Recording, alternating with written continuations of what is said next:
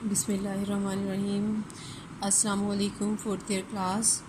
आज हमने पढ़ना है कि जो आइसोलेटेड कंडक्टर है उसके लिहाज से शेल्स थ्योरम क्या है।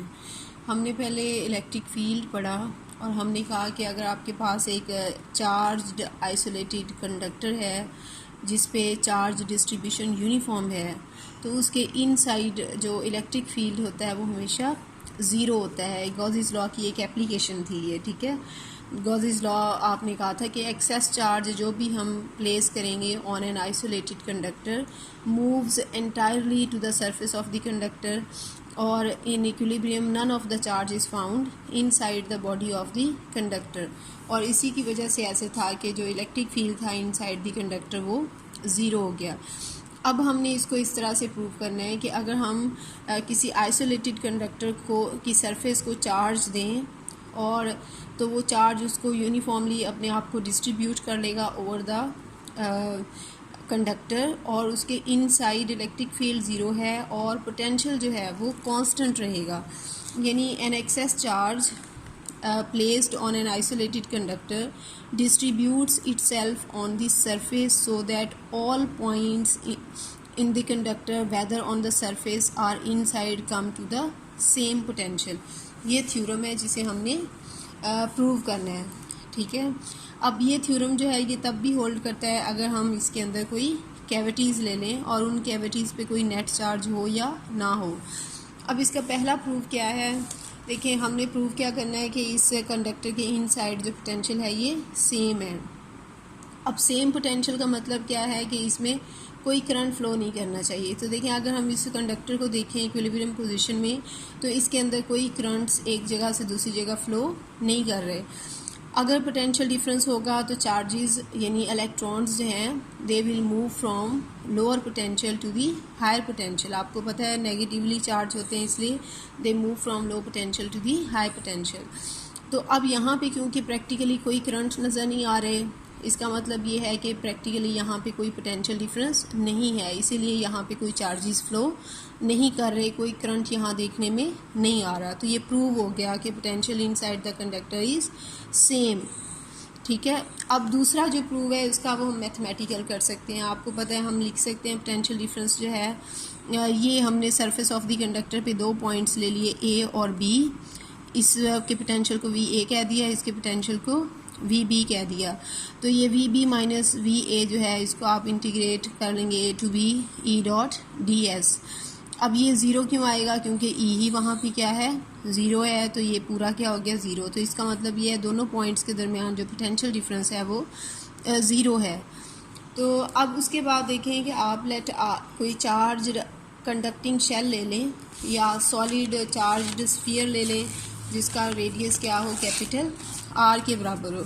ये हमने लिया है, ये अंदर वाला जो है ना रेडियस जो है वो कैपिटल आर वाला, ये हमने एक सॉलिड चार्ज आइसोलेटेड कंडक्टर लिया है, ठीक है, जिसका रेडियस आर है। अब आप कोई पॉइंट्स ले लें कहाँ पे at a distance small r, ये वाला पॉइंट आपने ले लिया जो सेंटर से कितना डिस्टेंस दूर है स्मॉल आर। तो इस पॉइंट पे जो पोटेंशियल की वैल्यू होगी वो 1/4 pi epsilon nought q over r होगी, क्योंकि ये हमने पीछे प्रूव किया है कि जो भी चार्ज आइसोलेटेड कंडक्टर है उसके बाहर अगर हम कोई पॉइंट लें तो ये जो चार्ज कंडक्टर है ये ऐसे बिहेव करता है जैसे ये एक पॉइंट चार्ज हो, यानी इसका जो सारा चार्ज है वो कॉन्सेंट्रेटेड हो at the centre of the conductor. तो उसके लिए हम ये पॉइंट चार्ज वाला फार्मूला लिख सकते हैं, ठीक है। क्यू यहाँ पे क्या होगा फिर total charge on this isolated charged conductor, ठीक है।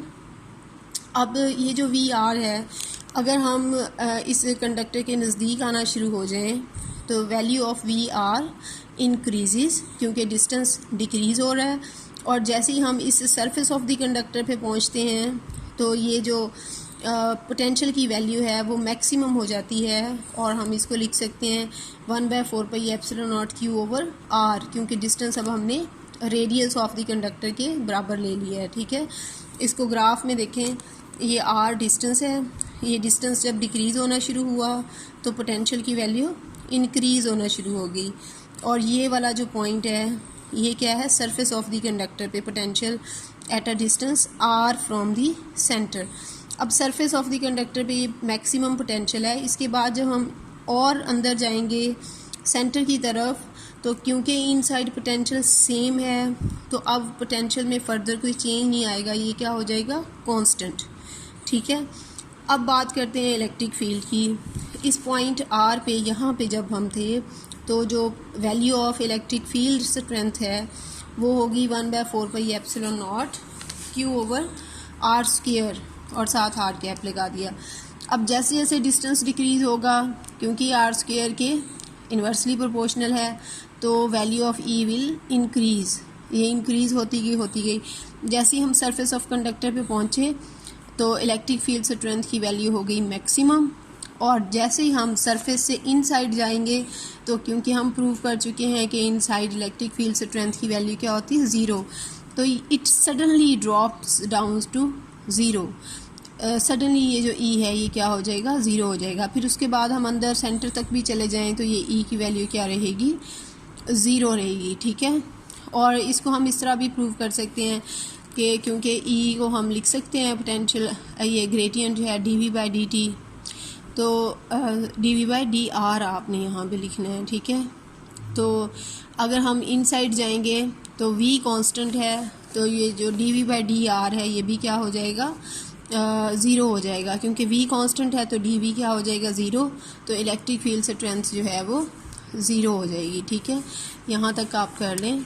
यहाँ तक कोई प्रॉब्लम हो आपको तो आप पूछ सकते हैं। ठीक है, वैसे बहुत आसान टॉपिक है और इम्पॉर्टेंट है पेपर पॉइंट ऑफ व्यू से। ठीक है, थैंक यू वेरी मच।